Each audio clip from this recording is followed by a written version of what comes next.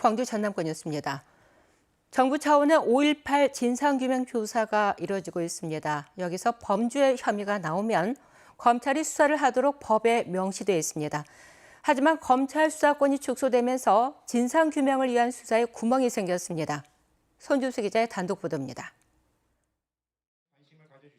5.18 진상규명회의 핵심 과제는 발포 책임과 민간인 학살, 안매장 등입니다. 출범 2년 5개월이 지났지만 핵심 과제 조사 진도율은 절반밖에 되지 않습니다. 강제조사 권한이 없어 진실규명이 어렵다는 게 조사위 측 설명입니다. 진실의 고백을 기다리는데 이 사람들은 전혀 그럴 의향이 없어요. 우리 민간조사관이 아무리 들이밀어도 그 한계를 벗어날 수가 없어요. 난간을 뚫고 범죄 혐의를 밝히더라도 수사가 여의치 않게 됐습니다. 5.18 진상규명법에는 검찰총장에게 고발하도록 하고 검찰총장은 검사를 지켜 수사하도록 돼 있습니다. 하지만 검찰 수사권이 부정부패와 경제 분야로 축소되면서 검찰 수사 영역을 벗어날 여지가 큽니다. 5.18 조사위는 수사 도움을 받지 못하는 진상규명 조사의 한계를 크게 우려합니다.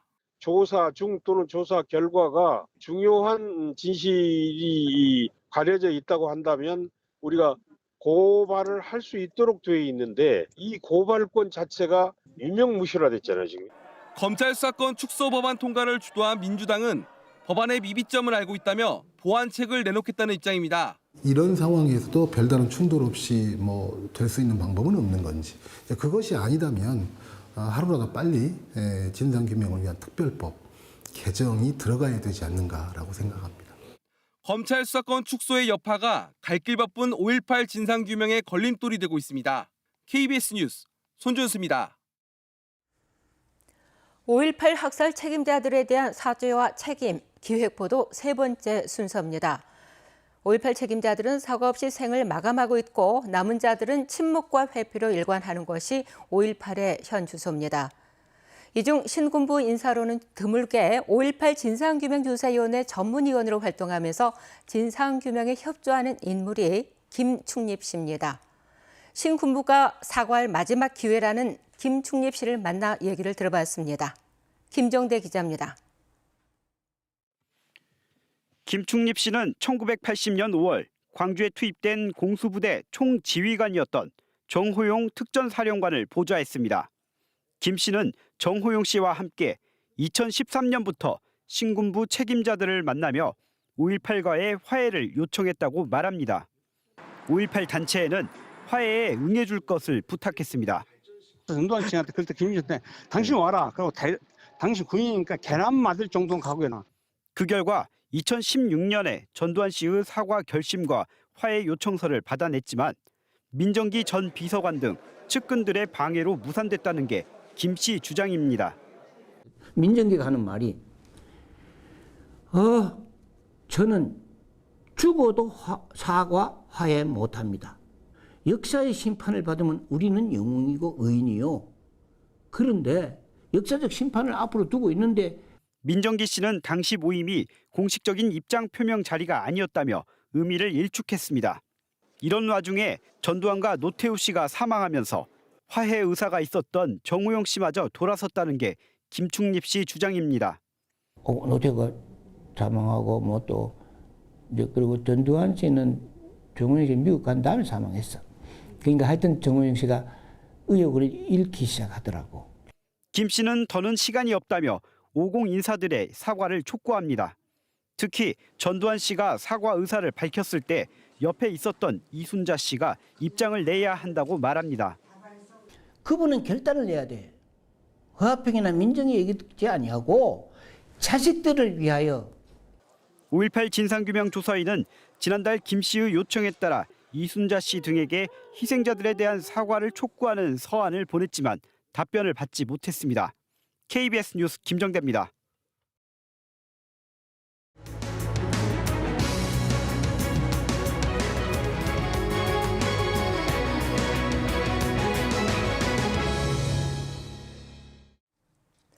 (6일) 지방선거를 앞두고 KBS가 마련한 기획보도 격전지를 가다 순서입니다. 민주당 후보와 전직시장 출신 무소속 후보 등 3명이 출마한 순천시장 선거 소식을 백미선 기자가 전해드립니다. 순천시장 선거는 민주당 오화근 후보와 무소속으로 출마한 노관규, 이영준 후보의 3파전입니다. 일단 초반 선거전은 결선 투표 끝에 공천을 받은 민주당 오화근 후보와 1차 컷오프 뒤 탈당해 무소속으로 출마한 노관규 후보 간 양강 대결 구도입니다. 전남도의원을 지낸 오화근 후보는 실물 경제와 의정 활동을 두루 경험한 것을 강조하고 있습니다. 부족한 숙박 인프라를 갖춰 관광 중심으로 경제를 활성화하고 의료 기반도 확충하겠다는 게 핵심 공약입니다. 순천의 산과들과 바다에 다양한 형태의 리조트, 콘도, 호텔, 휴양림 이런 숙박시설들이 갖춰져야만이 1,000만 명의 관광객이 순천에 와서 돈을 쓴다. 재선시장 임기 중 사퇴했다가 11년 만에 재도전에 나선 노관규 후보는 안정적인 인지도를 바탕으로 표밭을 다지고 있습니다. 대표 공약으로 원도심 재건과 신대지구 스타필드 유치 등 주민과 밀접한 생활 공약을 내놨습니다. 우리 신대지구가 지금 양쪽 지구당에서 다 누구도 얘기하지 않는 지역이 됐어요. 여기는 스타필드를 꼭 유치해서 새로운 문화 또 쇼핑 이런 공간으로 만들어내겠습니다.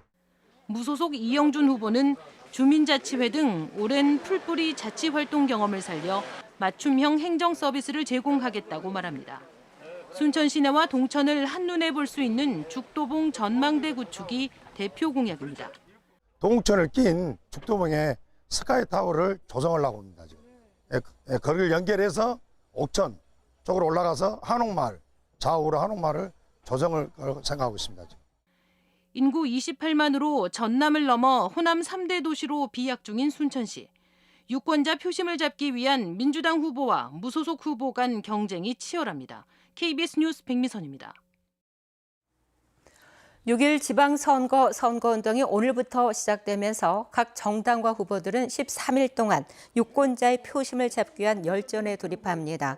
광역단체장과 시도교육감, 기초단체장과 광역의원 등 431명을 뽑는 광주 전남에서는 826명이 출사표를 던져 평균 1.9대 1대 경쟁률을 보였습니다. 선거운동 첫날인 오늘 더불어민주당과 국민의힘, 정의당과 진보당, 시도당은 지방선거 승리를 다짐하는 출정식을 갖습니다. 무소속 양향자 의원이 더불어민주당 복당 신청을 철회했습니다. 양 의원은 페이스북에 올린 입장문에서 내가 입당했던 민주당은 지금의 민주당이 아니다면서 이 같은 입장을 밝혔습니다. 또 지방선거 완패를 막으려면 송영길과 이재명 두 분은 사퇴해야 한다면서 정면 비판했습니다. 양 의원은 21대 총선 광주 서구을에서 당선됐지만 지난해 7월 보좌진 성폭력 사건과 2차 가해 의혹으로 제명됐고 검찰 수사권 축소 법안에 공개적으로 반대해 당과 대립한 바 있습니다.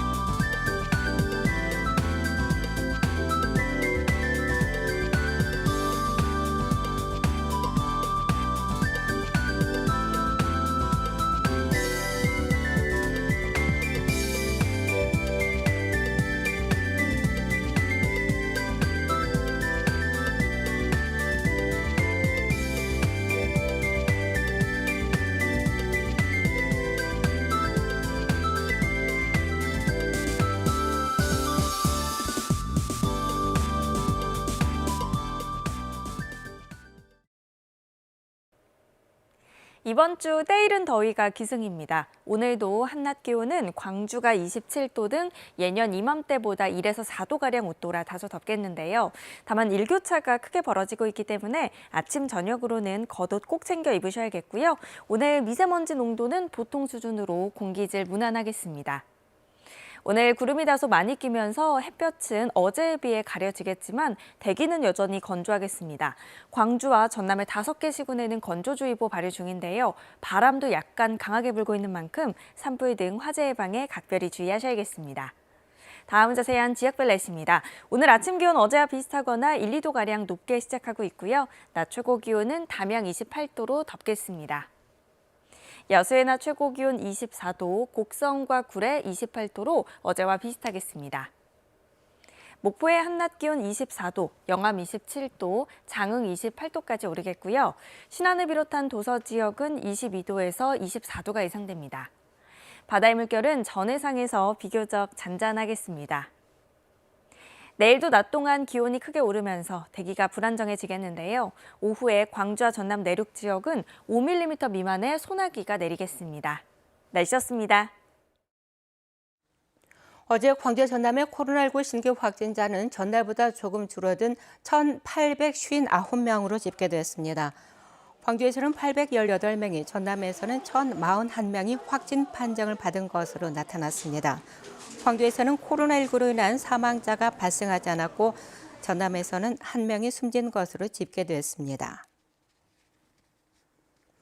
민선 7기 동안 광주와 대구의 달빛 동맹을 이끈 이용섭 광주시장과 권영진 대구시장이 광주시청에서 명예시민증을 서로 전달했습니다. 광주시와 대구시는 2009년부터 달빛 동맹을 맺어 꾸준한 교류를 이어오고 있으며 국가철도망 구축 계획에 달빛 고속철도를 반영시키는 등 협력 사업을 강화하고 있습니다.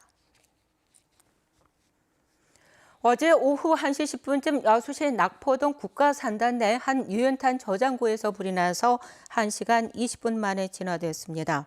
여수 소방서는 이 불로 인명피해는 없었지만 저장고 건물 일부가 불에 탔다고 밝혔습니다.